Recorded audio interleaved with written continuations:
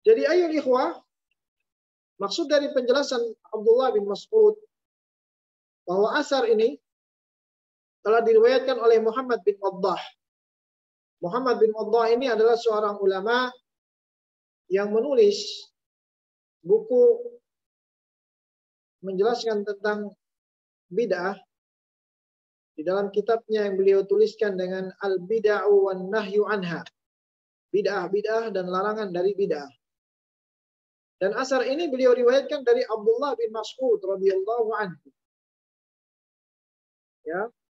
Beliau riwayatkan dari Abdullah bin Mas'ud radhiyallahu anhu bahwa beliau mengabarkan, Abdullah bin Mas'ud mengabarkan bahwa manusia itu nanti akan semakin berkurang keadaan mereka. Maksudnya kebaikan manusia semakin berkurang. Semakin zaman berlalu dan berpindah ke zaman lain, manusia akan semakin berkurang kebaikan mereka. Ya. Setiap tahun akan berkurang ilmu dan kebaikan manusia. Nah, ini sebagaimana yang datang dalam hadis Anas radhiyallahu anhu juga. Dalam hadis Anas, ketika ada para tabi'in yang datang mengeluh kepada Anas, seorang sahabat, mengenai pemimpin mereka yang bernama Hajjaj bin Yusuf. Yang dimana Hajjaj, pemimpin ini telah berbuat zalim kepada rakyatnya. Yang saat itu sahabat Anas bin Malik masih hidup. Maka kata Anas bin Malik radhiyallahu anhu menasihati mereka untuk menghadapi pemimpin yang zalim ini, isbiru, bersabarlah. Fa innahu la ya'ti 'amun illa walladhi ba'dahu syarrun minhu. Karena tidaklah akan datang suatu tahun melainkan tahun berikutnya akan lebih buruk keadaannya dari tahun sekarang. Sami'tuhu min nabiyyikum. Kata Anas, aku mendengar hal ini dari nabi kalian, Nabi Muhammad sallallahu alaihi wasallam. Kullama ta'akhkhara al-waqt zada asy-syarr. Maka setiap kali waktu, kata Syekh Shalih Al-Fauzan, setiap waktu berakhir dan berlalu akan bertambah keburukan. Maka hendaknya ini peringatan buat kita semua, ya ikhwah, agar kita selalu berhati-hati. Semakin berlalu ya zaman dari fitnah dan keburukan yang akan semakin membesar. Ya, kita harus berhati-hati dan selalu kembali kepada Al-Quran dan Sunnah dan berpegang teguh dengan asar salafus salih radhiyallahu anhum. Thumma akhbara fi akhir al-athar. Kemudian Abdullah bin Mas'ud radhiyallahu anhu mengabarkan di akhir asar ini bahwa barang siapa, bahwa nanti akan banyak ulama yang meninggal. Akan banyak ulama yang meninggal, yang pergi, meninggal dunia. Dan datang setelah mereka, setelah ulama ini meninggal, akan datang orang-orang yang jahil.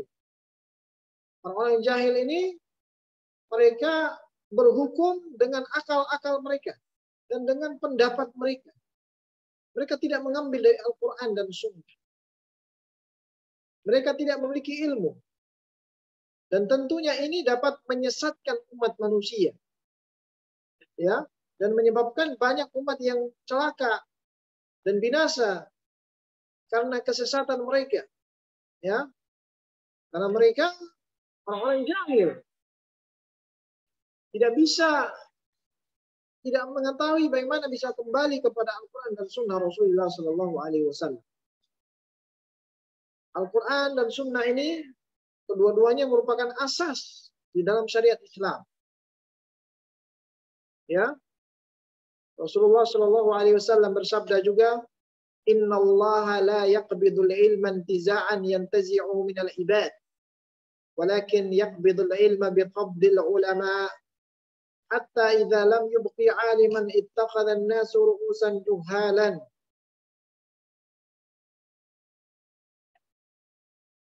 fasa'alu fasu'ilu fa'aftau bighairi ilmin fadallu wa adallu.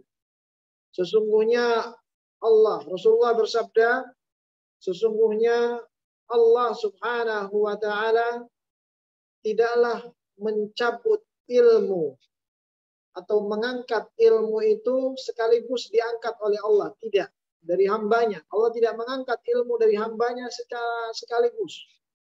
Akan tetapi Allah mengangkat ilmu dari hamba Allah dengan diangkatnya ulama, maksudnya diwafatkannya ulama.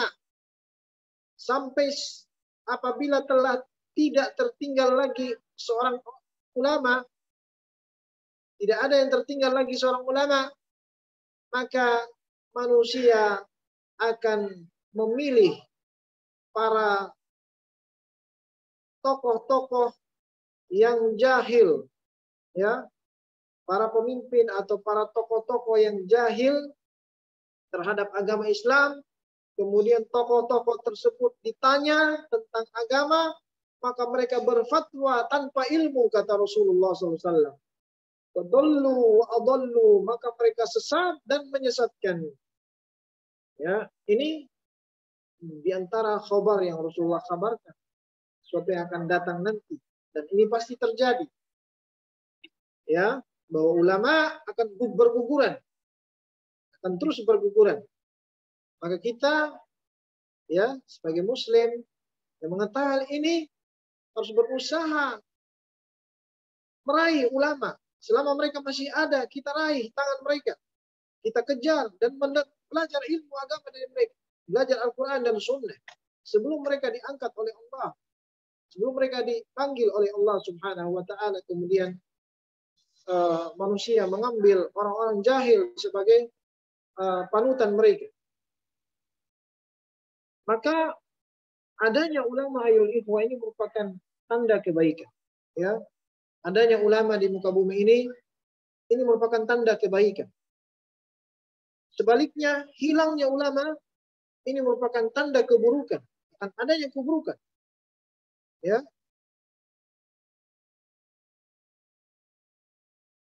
Dan akan ada manusia-manusia nanti di akhir zaman. Dan sudah ada, sebagaimana kata Syekh Shalih Al-Fauzan, manusia di akhir zaman seperti ini sudah ada, mereka yang tidak mengetahui kedudukan ulama. Ya, mereka menganggap enteng para ulama. Mereka berbicara dalam harga diri para ulama, mereka menghina para ulama. Ini contoh di antara tanda kiamat, kata Syekh Shalih Al-Fauzan, ya, dan ini tanda kekurangan seorang dalam Islam, ya, ketika dia meremehkan ulama, mengentengkan ulama, tidak menghargai, tidak mau belajar dari para ulama. Ini di antara kekurangan dia dalam Islam. Tidak mengetahui apa maksud dari agama Islam ini, berpegang teguh dengan Islam. Di antara maksud berpegang teguh dengan Islam, ya, yang mendapatkan keutamaan Islam adalah orang-orang yang kembali kepada ulama. Belajar Islam dari ulama. Ya, tentunya ulama yang berpegang teguh dengan Al-Quran dan Sunnah. Dan berpegang teguh dengan asar, jejak para salafus soleh. Memahami Al-Quran dan Sunnah sesuai dengan pemahamannya para salafus soleh, yaitu para sahabat radhiyallahu anhu. Masuk pada bab berikutnya, ikhwah. Kita masuk ke dalam bab berikutnya, bab tafsirul Islam. Tafsir makna dari Islam. Ayyuhal ikhwah, setelah Al-Imam Muhammad At-Tamimi membawakan bab-bab sebelumnya mengenai anjuran untuk, ya, mengenai nasihat untuk berpegang, untuk masuk ke dalam Islam dan berpegang teguh dengan Islam. Beliau di sini ingin menjelaskan di bab ini, bab tafsir makna Islam. Beliau ingin menjelaskan apa itu Islam. Ya. Karena terkadang seorang dia memuji sesuatu, memuji Islam atau memuji ini, Tetapi dia tidak menjelaskan apa yang dipuji tersebut. Islam adalah agama yang terpuji. Tetapi kalau kita tidak mengetahui apa yang dipuji tersebut, maka kita tidak akan bisa sampai kepada maksud.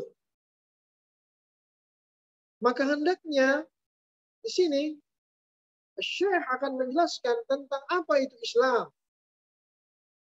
Agar seorang tidak hanya sekedar mengaku bahwa dia sebagai seorang muslim, tetapi dia menyelisihi Islam, baik secara perbuatan maupun ucapan. Fakulul hilaf, berkata Syekh Saleh, semua kelompok, setiap kelompok itu dalam agama Islam, ya setiap firqah-firqah,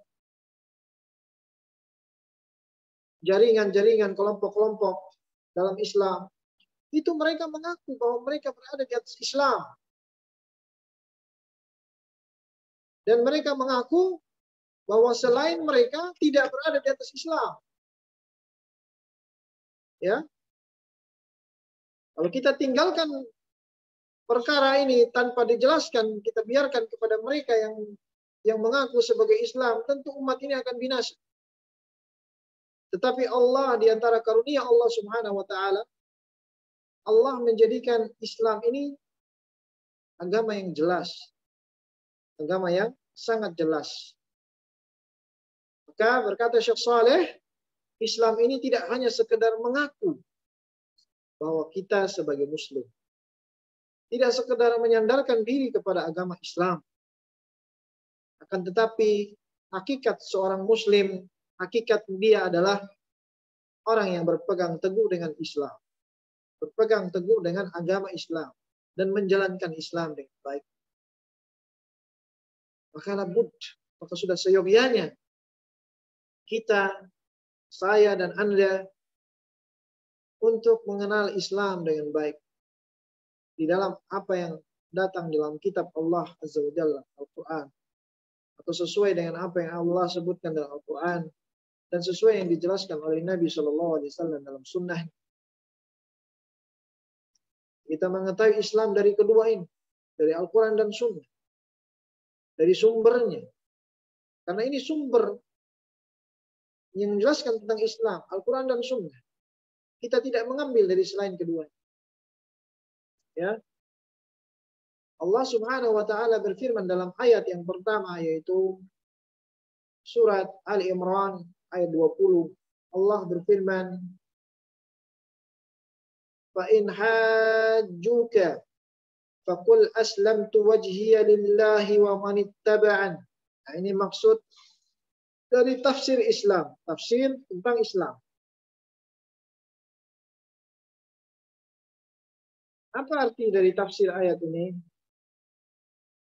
Allah berfirman yang artinya, kemudian jika mereka berdebat dengan kamu tentang kebenaran Islam, maka katakanlah aku menyerahkan diriku kepada Allah dan demikian pula orang-orang yang mengikutiku.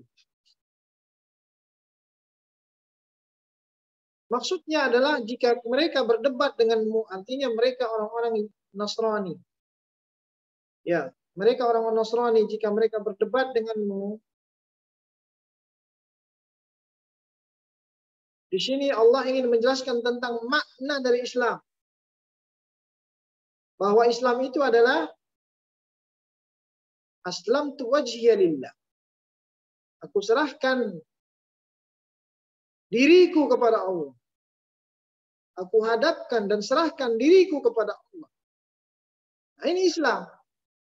Yaitu maksudnya adalah mengikhlaskan niat kita untuk Allah. Aku serahkan diriku kepada Allah, artinya aku ikhlaskan diriku dan niatku untuk Allah. Dan ibadahku untuk Allah. Dan aku berlepas diri dari syirik. Ini maksud dari Islam. Ya, sebagaimana Syekh Saleh menjelaskan, maksudnya adalah ikhlasun niyah lahu subhanah wal bara'atu minasyirik. Mengikhlaskan niat kita untuk Allah dan berlepas diri dari kesyirikan. Berkata Syekh Shalih Al-Fauzan, hafizahullah, ada orang yang melakukan kesyirikan, seperti dia berdoa kepada orang mati, orang yang sudah meninggal di kuburan, dia berdoa, meminta kepada orang mati. Kemudian dia mengaku sebagai muslim, maka hakikatnya orang ini bukan muslim, ayo ikhwah. Karena dia tidak berserah diri kepada Allah. Dia tidak menghadapkan wajahnya kepada Allah. Bahkan dia menghadapkan wajahnya kepada selain Allah. Dia berdoa kepada selain Allah. Dia menyembelih untuk selain Allah Azza wa Jalla. Dan dia bernazar untuk selain Allah. Dia telah menyelisihi firman Allah berikut. Bala man aslama wajhahu lillah. Wa huwa muhsin. Ketahuilah, barang siapa yang menyerahkan dirinya dan wajahnya kepada Allah, dan dia selalu berbuat baik. Maksudnya adalah menghadapkan wajahnya kepada Allah di sini adalah tauhid. Barang siapa yang mengesahkan Allah dalam ibadahnya, menjauhi syirik, wa huwa muhsin. Maksud dari wa huwa muhsin dan dia berbuat kebaikan di sini adalah mengikuti tuntunan Rasulullah. Maka dia telah menerapkan Islam dengan baik. Karena Islam itu berkata Syekh Shalih Al-Fauzan, wal ikhlasu lillahi wal mutaba'atu li Rasulillah sallallahu alaihi wasallam. Hakikatnya dua Islam itu. Mengikhlaskan ibadah untuk Allah, mentauhidkan Allah. Yang kedua, mengikuti sunnah Rasul sallallahu alaihi wasallam. Berkata Syekh Muhammad bin Abdul Wahhab rahimahullah, wa fi sahih, dan di dalam hadis sahih Bukhari dari Umar bin Khattab radhiyallahu anhu, bahwa Rasulullah sallallahu alaihi wasallam bersabda tentang Islam. Al-Islam an tashhada an la ilaha illallah wa anna Muhammadar Rasulullah wa tuqimas salah wa tu'tiyaz zakah wa tasuma ramadhana wa tahujjal baita in istata'ta ilaihi sabila. Islam itu adalah engkau bersyahadat bahwa tidak ada Tuhan yang berhak disembah kecuali Allah, dan bahwa Muhammad adalah utusan Allah, dan engkau melaksanakan solat, dan engkau melaksanakan solat, dan engkau menunaikan zakat, dan engkau berpuasa di bulan Ramadan, dan engkau berhaji ke rumah Allah jika engkau mampu menuju ke sana. Ini Islam. Ini makna Islam. Ya. Di antara tafsir Islam, yaitu menerapkan rukun Islam dengan baik. Al-Imam Muhammad At-Tamimi menjelaskan tentang tafsir Islam bahwa Islam itu rukun Islam yang 5. Sehendaknya seorang beramal dengan rukun Islam yang 5, maka dia Muslim yang hakiki. Yang pertama, rukun yang pertama dia bersaksi, ya, bersyahadat dengan 2 kalimat syahadat bahwa tidak ada yang berhak disembah selain Allah, dan bahwa Nabi Muhammad SAW adalah utusan Allah. Nah, itu yang pertama. Artinya bukan sekedar dia melafadzkan la ilaha illallah Muhammad Rasulullah, tetapi dia memenuhi syarat dalam melafadzkan la ilaha illallah Muhammad Rasulullah, bahwa la ilaha illallah itu maksudnya mengikhlaskan ibadah untuk Allah. Sedangkan Muhammad Rasulullah adalah mengikuti contoh kepada Rasulullah SAW dalam beramal. Ya. Jadi syahadat la ilaha illallah artinya mengikhlaskan ibadah dan menjauhi syirik. Sedangkan syahadat Muhammad Rasulullah adalah maksudnya mengikuti tuntunan Nabi kita yang mulia sallallahu alaihi wasallam, Rasul yang terakhir kita, sebagai penutup para nabi. Mengikuti tuntunan Rasulullah dalam segala ibadah, kita hanya mengikuti Rasulullah. Dan meninggalkan segala hal-hal yang tidak ada dasarnya dari Rasulullah SAW dalam ibadah. Kenapa? Karena Rasulullah adalah qudwah, tauladan kita, yang harus kita ambil semua ibadah dari beliau, tidak dari yang lainnya. Allah berfirman, laqad kana lakum fi Rasulillahi uswatun hasanah. Sungguh pada diri Rasulullah Muhammad SAW bagi kalian terdapat uswah, tauladan yang baik. Kita jadikan Rasulullah tauladan. Berkata Syekh Shalih Al-Fauzan, adapun orang-orang munafik. Orang munafik itu orang yang menampakkan dia Islam, tetapi dalam hatinya tidak beriman. Berkata Syekh Shalih Al-Fauzan, adapun orang-orang munafik, mereka bersaksi dengan bersyahadat la ilaha illallah. Mereka bersaksi Muhammad adalah utusan Allah SAW dengan lisan mereka semata. Hanya dengan lisan. Ini orang munafik. Tetapi mereka mengingkari dalam hati mereka dan perbuatan mereka. Dalam hati mereka tidak mau beriman kepada Allah dan Rasulnya. Begitu pula dalam perbuatan dan amalan mereka. Nah, ini orang munafik. Yang lisannya tidak sesuai perbuatannya. Lisannya tidak sesuai isi hatinya dan perbuatannya. Allah berkata tentang munafik, "Idza ja'akal munafiqun." Apabila telah datang kepadamu orang-orang munafik. Ya wahai Nabi Muhammad, mereka apabila datang kepadamu orang munafik, kata Allah dalam surat Al-Munafiqun, qalu nashhadu innaka Rasulullah. Mereka orang munafik mengatakan kepada Nabi Muhammad, kami bersaksi engkau adalah Rasulullah. Ini ucapan mereka semata. Tapi dalam hati mereka tidak bersaksi. Mereka tidak mau meyakininya, tidak mau mengamalkan. Allah membalas pengakuan mereka dengan berfirman, wallahu ya'lamu innaka la rasuluh. Allah tahu engkau adalah Rasul Allah. Wallahu yashhadu. Dan Allah bersaksi, innal munafiqina lakadzibun. Sungguh orang-orang munafik sebenarnya mereka telah berdusta. Ittakhadhu aymanahum junnah. Nah, ini sifat orang munafik. Mereka telah menjadikan sumpah mereka, artinya persaksian mereka tadi, syahadat mereka tadi itu hanya sebagai junnah. Junnah itu adalah tameng. Tameng apa? Untuk melindungi mereka.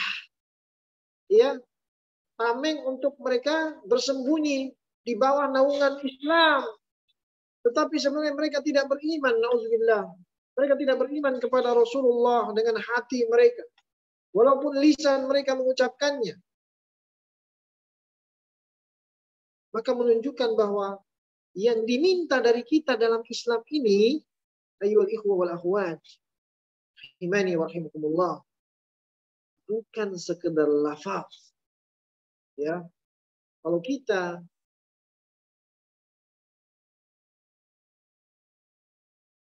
diminta dalam Islam sekedar lafaz saja, tentu semua sudah masuk Islam dan ahli surga. Tetapi ini bukan ini yang diminta dari kita, melafazkan semata, tapi harus dengan keyakinan dan amal. Itulah Islam. Makanya para ulama membuat kaidah pengertian tentang Islam dan iman. Bahwa Islam dan iman itu hakikatnya ada 3. Keyakinan dalam hati, ucapan dengan lisan, dan amalan dengan perbuatan. Amalan dengan anggota badan. Itu Islam. Makanya setelahnya datang rukun yang kedua. Rukun Islam yang kedua mengenai amalan.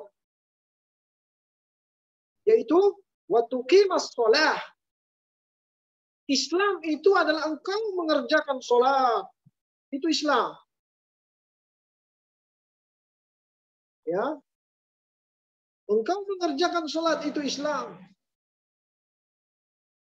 Berkata Syekh Shalih Al-Fauzan hafizahullah, as-salatu hiya ar-ruknu tsani min arkanil Islam.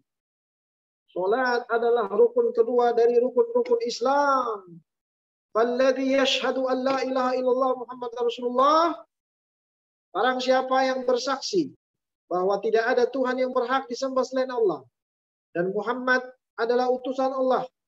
Walakin la yuqimus shalah. Akan tetapi kalau dia tidak sholat,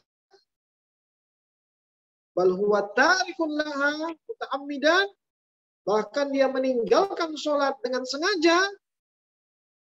fahadza laisa bimuslim.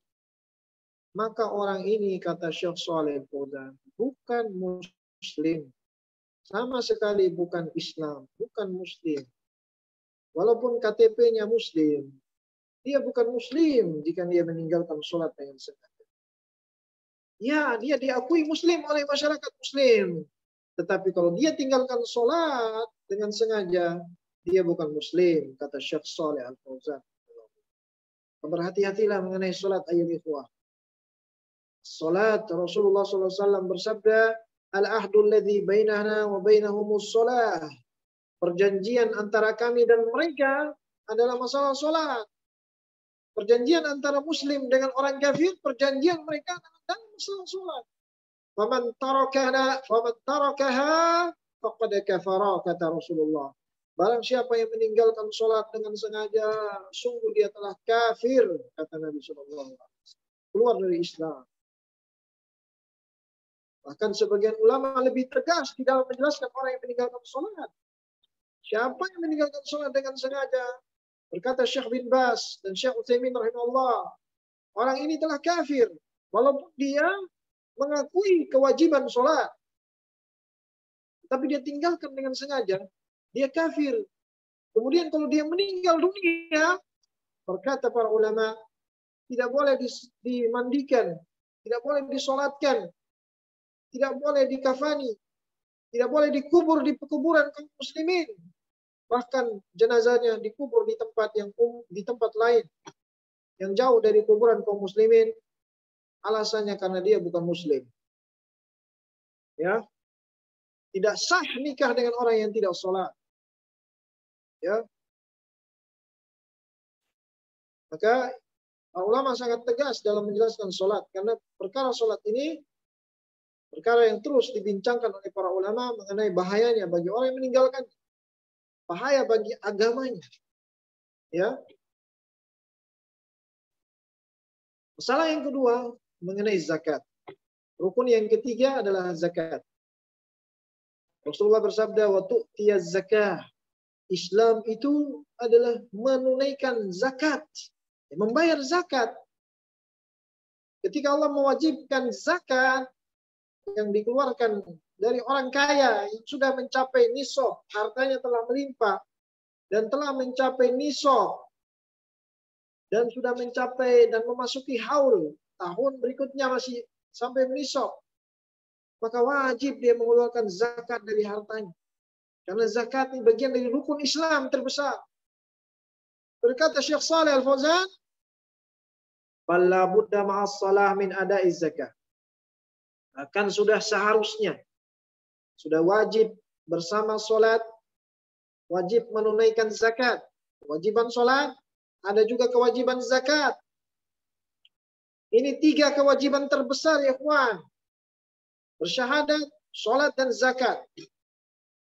Berkata Syekh Shalih Al-Fauzan, "Li'anna zakat qarinatus sholah." Karena zakat adalah pasangannya sholat. Faman farraqa bainas sholah wa zakah. Maka barang siapa yang membedakan antara sholat dengan zakat, annahu yusalli lakinnahu la yu'addi zakat. Kalau dia mengatakan, saya sholat, tapi saya tidak mau membayar zakat, berkata Syekh Shalih Al-Fauzan, hadza aidan laisa bi muslim. Orang ini juga bukan muslim. Ya. Faqad qatala Abu Bakr as-Siddiq radhiyallahu anhu mani az-zakat. Berkata Syekh Shalih Al-Fauzan, Abu Bakar as-Siddiq dahulu di zaman Khalifah Abu Bakar setelah Rasulullah meninggal, Abu Bakar memerangi. Beliau berperang dengan orang-orang muslim yang tidak mau membayar zakat. Maka beliau menganggap mereka yang tidak mau membayar zakat telah keluar dari Islam. Dan beliau perangi mereka. Beliau mengatakan, yakni Abu Bakar As-Siddiq, wallahi la uqatilanna man farraqa baina shalah wa zakat. Demi Allah aku akan perangi mereka yang membedakan antara sholat dengan zakat. Salah besar ini zakat. Namun mungkin sebagian masyarakat menggampangkan masalah zakat. Maka jika seorang tidak mau membayar zakat, wajib bagi pemerintah muslim memerintahkan mengambil harta zakat dari mereka yang diwajibkan zakat. Ya, pemerintah wajib memaksa mereka untuk membayar zakat. Dan ini kewajiban terbesar setelah sholat, yaitu bersama sholat. Rukun yang keempat adalah puasa di bulan Ramadan. Ini rukun Islam. Berkata Syekh Shalih Al-Fauzan setelah menafsirkan hadis, wa tasuma Ramadan, rukun keempat dan berpuasa di bulan, dan engkau berpuasa di bulan Ramadan. Beliau mengatakan, wa hadzal ruknur rabi, ini adalah rukun keempat. Wa siyam syahr Ramadan, dan ini adalah berpuasa di bulan Ramadan. Alladzi yatrukus siyam, berkata Syekh Shalih Al-Fauzan, orang yang meninggalkan puasa, tidak mau berpuasa di bulan Ramadan, wa yaqul, dan dia mengatakan, misalnya dia meninggalkan puasa sambil berkata, innahu laisa bilazim, puasa ini kan tidak wajib. Kalau dia katakan seperti itu, fahadal islam, orang ini bukan muslim, kata Syekh Shalih. Kalau dia katakan puasa tidak wajib, dia bukan muslim. Ya, karena puasa merupakan kewajiban.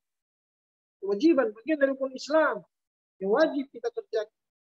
Yang puasa itu sebenarnya mendatangkan maslahat, kebaikan bagi mereka yang berpuasa, baik kebaikan dunia, ya berupa kesehatan, maupun kebaikan di akhirat berupa pahala dari Allah Subhanahu wa taala. Rukun yang kelima adalah berhaji ke rumah Allah bagi yang mampu.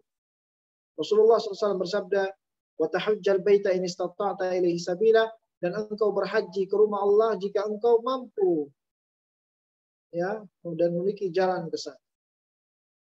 Faman kana, berkata Syekh Shalih Al-Fauzan, faman kana indahu istita'ah lil haji wa lam yahuj, barang siapa yang memiliki kemampuan berhaji akan tetapi dia tidak mau berhaji, wa yaqul, dan dia mengatakan innahu laisa bilazim, haji ini tidak wajib. Misalnya dia katakan seperti itu. Dia katakan haji ini tidak wajib, fahada yakfur, orang ini telah kafir. Karena mengatakan haji tidak wajib. Haji ini merupakan kewajiban bagi yang mampu tentunya. Bagi yang memiliki harta dan kemampuan untuk berangkat ke sana. Oleh karena itu Allah katakan, walillahi 'alan nasi hajjul baiti man istata'a ilaihi sabila. Bagi Allah, yang Allah wajibkan kepada manusia, berhaji ke rumahnya bagi yang mampu menuju perjalanan haji, bagi yang mampu. Kemudian Allah katakan setelahnya, wa man kafara, dan barang siapa yang kafir, kata Allah, fa innallaha ghaniyun 'anil 'alamin, sesungguhnya Allah Maha Kaya atas segala alam semesta. Maksudnya di sini orang yang mengingkari kewajiban haji, barang siapa yang mengingkari bahwa haji ini adalah wajib, maka dia kafir. Dia keluar dari Islam. Ya. Tapi kalau dia mengakui wajib, haji ini wajib, dia tahu haji ini wajib, tetapi dia tidak mau melakukan haji karena malas keluarin uang, maka Syekh Shalih menjelaskan, fahadha yalzamu waliul amri bil hajj. Fahadha yulzimuhu waliul amri bil hajj. Maka orang seperti ini wajib bagi pemerintah untuk memaksanya untuk haji. Pemerintah wajib memaksa orang ini dengan hartanya untuk berhaji. Dan dia tidak mau berhaji. Ya. Wallahu a'lam bishawab. Kita cukupkan pembahasan sampai hadis ini.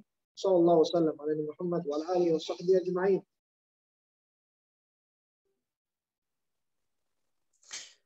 Izin bertanya, bagaimana caranya mengetahui bahwa amal kebaikan kita itu diterima oleh Allah?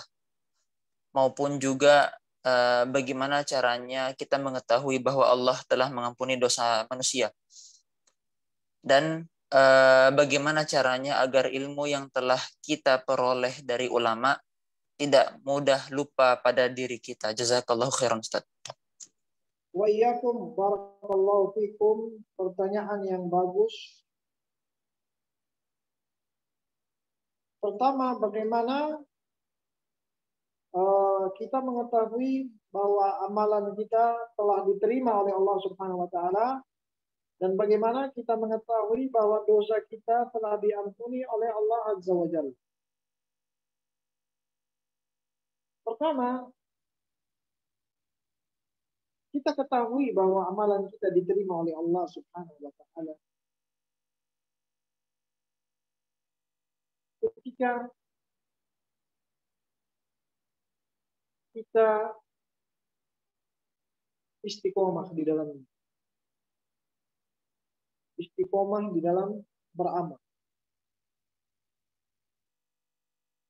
Dan ini diantara tanda diterimanya amal ibadah. Jika seorang dia tidak putus dari beramal.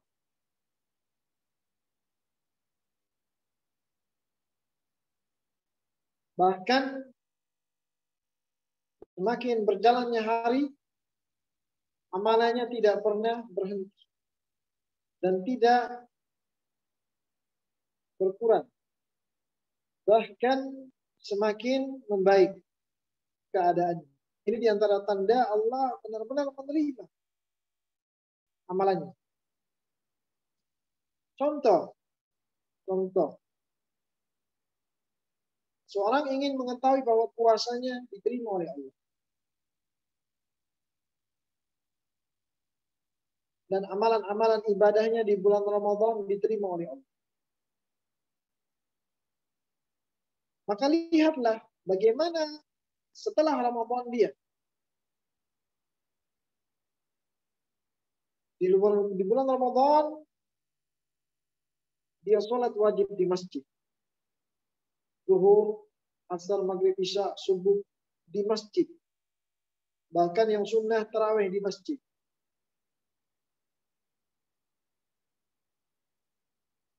Dia rajin membaca Al-Quran.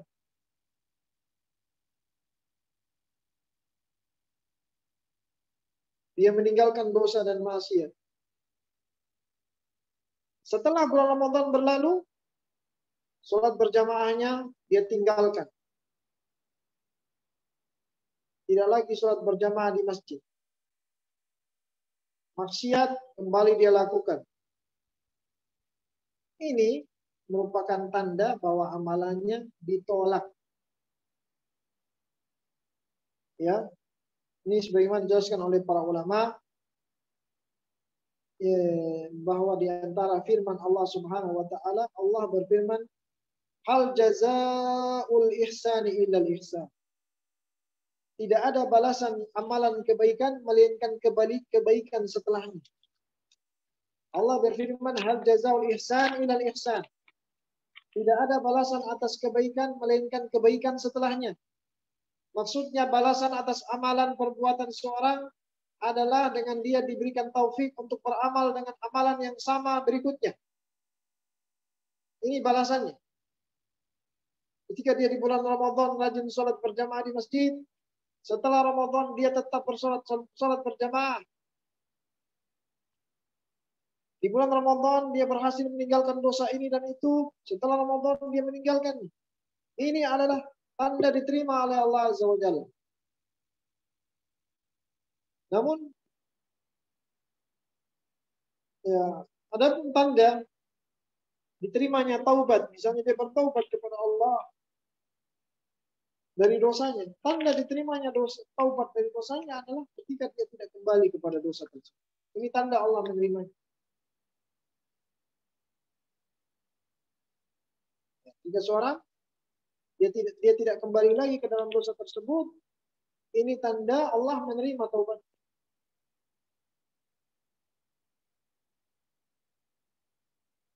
Makanya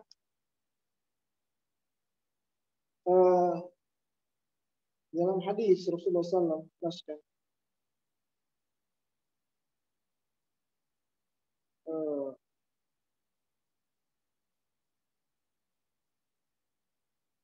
tentang hati yang hitam dan gelap. Rasulullah SAW bersabda, Innal abda idza adnaba nuqatat fi qalbihi nuqtatan sauda. Seorang hamba apabila dia berbuat dosa maka akan dititikkan dalam hatinya titik hitam. Artinya titik hitam di dalam hatinya atas dosanya itu. Wa in ada jika dia kembali bertobat. Wa in taba jika dia bertobat, muhiyat akan dihapus titik hitamnya. Dalam hatinya itu dihapus oleh Allah. Karena apa? Dia bertobat, dia meninggalkan dosanya. Ini tanda Allah terima, Allah hapus. Walakin idza ada ila maksiat, kalau dia kembali lagi ke dalam maksiat, nuqitat sauda, maka akan dititikkan hatinya dan ditambah lagi titiknya oleh Allah. Bukan dititik kembali titik hitam itu, tapi ditambah lagi titiknya. Menuju tambah gelap hatinya. Hatta ta'alwas qalbah. Sampai titik hitam itu, kalau dia terus-menerus melakukan dosa itu, maka akan menutupi hati. Artinya dia tertutup dari hidayah. Sehingga dia tidak bisa kembali lagi bertobat kepada Allah Azza wa Jalla. Bahkan dia meninggalkan perintah Allah. Na'udzubillah. Makanya dosa ini, kalau dia dilakukan terus-menerus, ini sebab seorang kufur kepada Allah setelahnya. Sebab hatinya gelap dan meninggalkan perintah Allah. Auzubillah min zalik. Dosa ini dapat menyebabkan seorang nanti ke depan dia meninggalkan perintah Allah. Meninggalkan amalan, perintah. Bahkan bisa menyebabkan dia meninggalkan sholat. Maka tanda diterimanya taubat seorang adalah dia telah berhenti dari dosa tersebut. Tidak mengulanginya. Dan ingat, ketika dia ulangi lagi dosa itu, tanda Allah belum terima dosa taubat. Yang menunjukkan dia belum ikhlas di dalam bertobat. Dia masih terpedaya dengan kenikmatan janji-janji dunia. Ya, dia belum bertobat dengan sungguh-sungguh. Maka sudah seyogyanya seorang meninggalkan dosa dan dia harus tahu bahwa bertobat dari dosa bukanlah hal yang remeh, yang gampang. Jika dia telah sering melakukan, tetapi dia harus berusaha keras dan bersabar atas sakitnya dia dari godaan untuk melakukan dosa tersebut. Dia akan terganggu, dia akan merasa sakit jika dia tidak berbuat dosa tersebut. Ya, disitulah ujian yang Allah Azza wa Jalla yang Allah berikan. Agar Allah menghapus titik hitam itu dari diri. Maka ketika keadaan seperti itu, ayo ikhwah,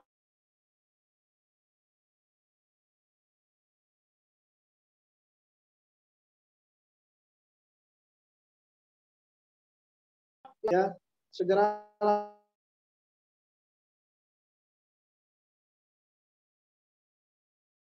lawan wudhu dan lakukan sholat. Apapun sholat itu. 2 rakaat. Sholat mutlak. Namanya sholat mutlak. Sholat mutlak itu bebas kapan saja. Itu sholat 2 rakaat. Ya, ada namanya sholat mutlak. Sholat mutlak itu sholat apa saja. Dan sholat yang bisa dilakukan kapan saja. Ya, jika seorang ingin sholat. Ya, tanpa harus dia meniatkan dalam hatinya untuk sholat tertentu. Tapi sholat mutlak dia lakukan karena ada masalah atau ada yang ingin dia selesaikan. Dia sholat. Ada gangguan, wudu dan sholat. Ya, maka syaitan akan pergi meninggalkan dan seluruh hawa nafsu akan hilang seketika. Ini solusi bagi yang sulit untuk bertobat kepada Allah Azza wa Jalla, dan itu tadi adalah di antara penjelasan tentang tanda Allah menerima taubat seseorang hamba. Wallahu a'lam. Nah, Ustaz, jazakallahu khairan. Terakhir, dan mungkin ini bisa menjadi sekaligus nasihat penutup juga, Ustaz. Ini pertanyaan terakhir. Assalamualaikum warahmatullahi wabarakatuh, Ustaz. Mau bertanya, apa itu tasawuf, Ustaz? Apakah itu termasuk perbuatan syirik atau bagaimana, Ustaz? Jazakumullahu khairan. Tasawuf berasal dari kata suf. Suf itu adalah pakaian yang terbuat dari wol, ya, yang dipakai oleh orang-orang sufi sebagai bentuk zuhud, ya, sebagai bentuk zuhud atau merasa sebagai bentuk zuhud mereka katakan, ya. Dan tasawuf itu ayyuhal ikhwah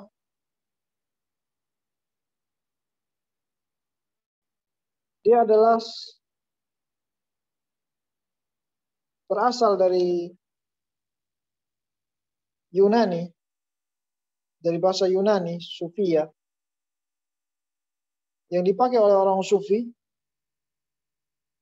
ya, orang Sufi, yang artinya hikmah. Artinya hikmah. Yang dari bahasa Arab diambil dari suf, kain wol.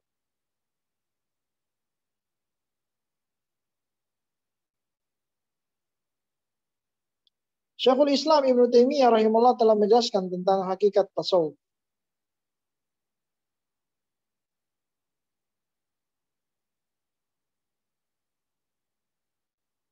Dalam kitab mereka, dalam kitab para ulama, bahwa Sufia ini, lafadz Sufi tidak pernah dikenal di zaman generasi pertama dari generasi sahabat dan tabi'in. Ya, tidak pernah dikenal kata Sufi ini. Lafadz ini baru dikenal setelah tiga generasi. Seperti di zaman Imam Ahmad bin Hanbal rahimahullah.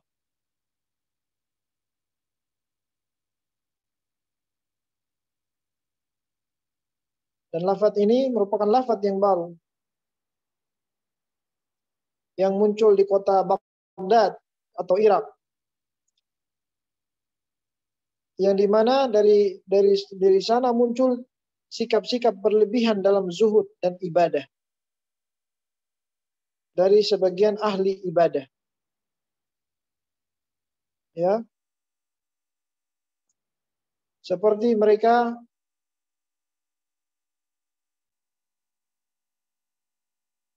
yang memiliki sifat zuhud secara keseluruhan.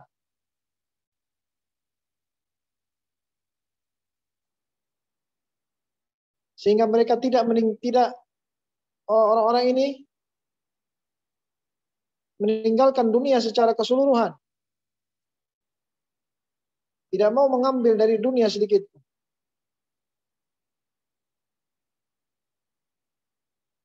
Sehingga di antara mereka tidak mau mencari nafkah, tidak mau bekerja, dan hanya ingin beribadah di masjid.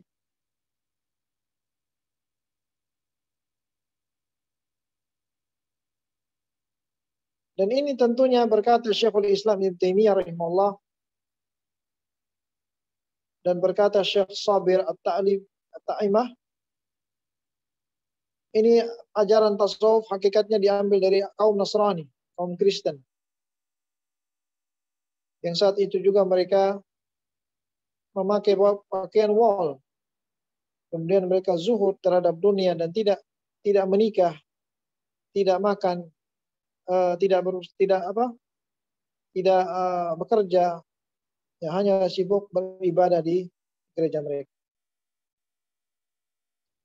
Dan ini singkat kata, tasawuf itu jauh dari ajaran Islam dan jauh dari ajaran para salafus saleh, yang dimana Islam selalu mengajarkan kepada kita untuk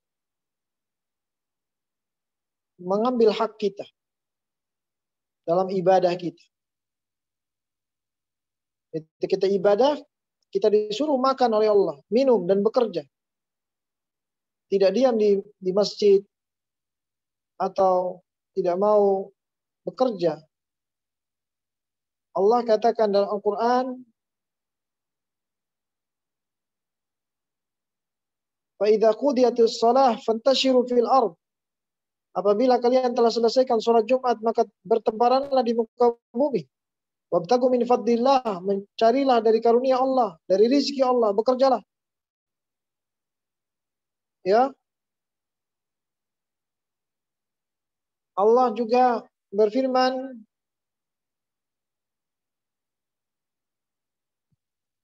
dalam ayat yang lain,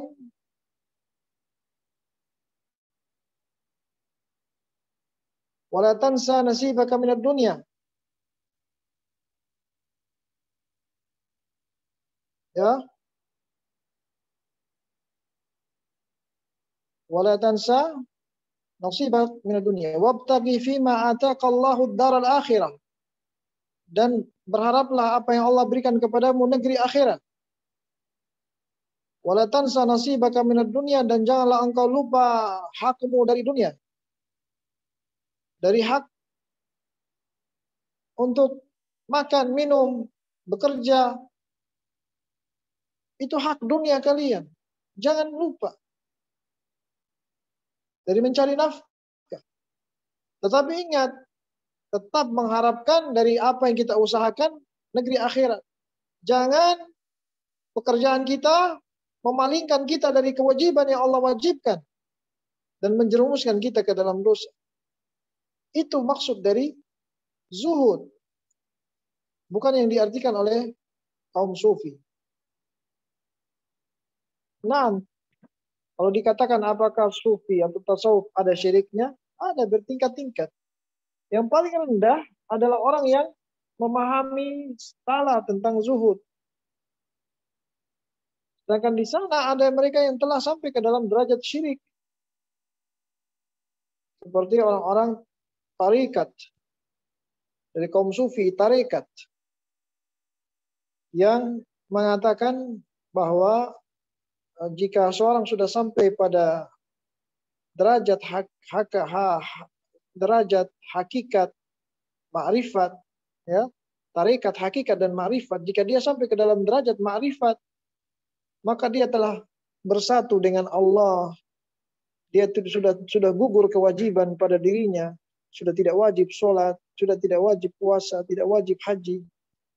Ya, karena dia telah mencapai derajat ma'rifat. Artinya dia telah menyatu dengan Allah. Nah, ini kufur. Bahkan dia telah mengatakan bahwa ada akidahnya dia, yaitu wahdatul wujud. Wahdatul wujud itu bersatunya dengan Allah Subhanahu wa taala. Yaitu dia meyakini bahwa Allah ada di dalam hatinya. Nah, ini kufur. Orang yang meyakini bahwa Allah Azza wa Jalla sedang menyatu dengan dia. Zat Allah berada di dirinya. Ini kufur.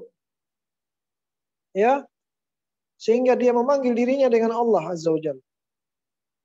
Ini diantara kaum sufi, ajaran kaum sufi. Yang berlebihan, yang bulat. Yang sampai kufur kepada Allah Subhanahu wa ta'ala.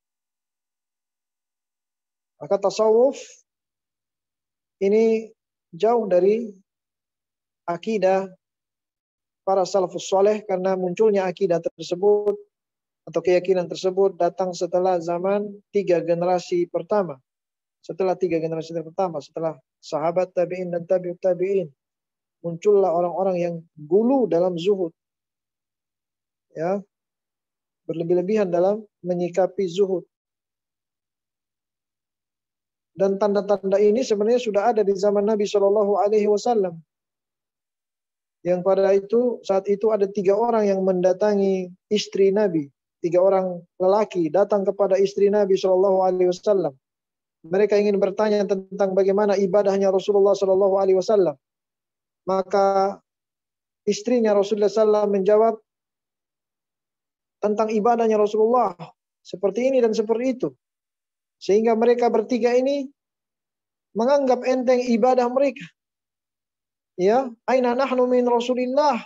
Kata mereka bertiga, mana posisi kita dari ibadahnya Rasulullah? Mereka menganggap enteng ibadah mereka kalau dibandingkan ibadahnya Rasulullah yang sangat tinggi menurut mereka. Kalau Rasulullah saja sudah masuk dan dijamin masuk surga, bagaimana dengan kita yang tidak dijamin masuk surga? Kita harus lebih dari Rasulullah atau menyamai Rasulullah. Maka salah satu dari mereka mengatakan, saya tidak akan makan. Saya akan berpuasa tiap hari dan tidak mau makan. Yang kedua, orang yang kedua mengatakan, saya tidak akan tidur di malam hari. Saya akan sholat malam terus. Orang yang ketiga mengatakan, saya tidak ingin menikahi wanita. Tidak ingin menikah. Ya. Saking semangatnya mereka ingin beribadah dan menyamai derajatnya Rasulullah SAW. Tapi cara mereka ini disalahkan oleh Rasulullah. Walaupun ini bagian dari tasawuf. Mereka ingin zuhud. Jauh dari perkara dunia. Tapi Rasulullah ketika mengetahui keadaan mereka, Rasulullah mengingkari hal tersebut. Dan beliau menjelaskan kepada mereka. Beliau datang berkhutbah dan menjelaskan kepada 3 orang ini dalam khutbah beliau. Ala ana atqakum lillah, ketahuilah aku orang yang paling takut kepada Allah Subhanahu wa taala dari kalian. Orang yang paling bertakwa kepada Allah. Ya, aku orang yang paling bertakwa kepada Allah di antara kalian.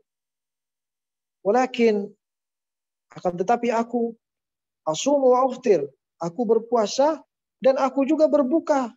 Ya, ini aku puasa juga aku di hari tertentu yang lain aku tidak berpuasa. Wa akumu wa anam, aku sholat malam dan aku juga tidur. Ya, aku tidur. Wa atazawwajun nisa, dan aku menikah, bukan tidak menikah. Rasulullah menikah. Ini sunnah. Inilah sunnah Rasulullah. Faman raghiba an sunnati, kata Nabi, barang siapa yang membenci sunnahku ini, falaysa minni, dia tidak termasuk golongan. Jadi ayo ikhwah, jangan tertipu dengan banyaknya yang kita amalkan atau banyaknya amalan tersebut, ya, tetapi tidak sesuai dengan sunnah Rasulullah SAW. Tetapi orang yang mendapatkan keberkahan, mendapatkan pahala sunnah Rasulullah SAW adalah orang yang berusaha untuk menyesuaikan sunnah Rasulullah SAW, menyesuaikan sunnah Rasulullah SAW dalam beramal. Itulah hakikat dari berlomba-lomba dalam kebaikan. Ya, hakikat dari ingin mendapatkan pahala yang besar adalah mengikuti sunnah. Ya, bagaimana kita bisa menepati sunnah, itu yang diinginkan. Bukan bagaimana saya harus bisa melebihi dari fulan dan fulan, ya, dari amalan orang ini, tetapi tidak mengikuti sunnah. Seperti yang dilakukan oleh orang tasawuf, orang-orang sufi, yang berzikir ribuan kali, ya, malam tidak tidur, hanya berzikir ribuan kali. Atau mereka beribadah di malam yang gelap, tanpa lampu, yang tidak mau bertanggung jawab mencari nafkah, ya, menyibukkan diri dengan hal-hal yang tidak disunnahkan. Maka ini jauh dari sunnah, ya ikhwah. Ya, maka berpegang dengan sunnah Rasulullah SAW ini harga mati, ya, yang tidak bisa ditukar dengan apapun. Bersalah kita belajar sunnah Rasulullah SAW dan menjauhi dari perkara-perkara yang baru dalam agama, walaupun ya perkara tersebut indah di mata, indah di telinga, ya, yang tolak ukur bukan indah di mata dan di telinga, tetapi tolak ukurnya apakah sesuai dan tepat dengan apa yang ada di dalam Al-Quran dan Sunnah atau tidak. Itu yang kita ikut, itu yang berkah, itu yang diberikan pahala dan ganjaran yang besar. Itulah Islam, ayo ikhwah. Itulah Islam yang Allah berikan keutamaan bagi pemeluknya, pemeluk Islam. Jika mereka bisa menjalankan Islam ini sesuai dengan sunnah Rasulullah Shallallahu Alaihi Wasallam. Ya, jangan ditanyakan apakah ibadah saya diterima atau tidak. Jangan ditanyakan seperti itu.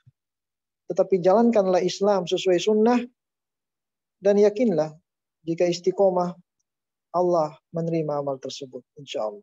Ya, teruslah berharap kepada Allah. Ya, yang kita diperintahkan bukan kita berputus asa, tidak. Bukan kita bertanya-tanya sehingga membuat kita berhenti beramal. Tapi yang diperintahkan di sini kita terus beramal dan berharap, dan ini yang merupakan tanda diterimanya amal seseorang. Diterimanya amal seseorang dan ya, dijadikan dia bagian dari Muslim yang mendapatkan keutamaan Islam dalam kitab ini. Wallahu a'lam bishawab. Wassallallahu wasallam ala nabiyina Muhammad wa ala alihi wa sahbihi ajma'in. Assalamualaikum warahmatullahi wabarakatuh.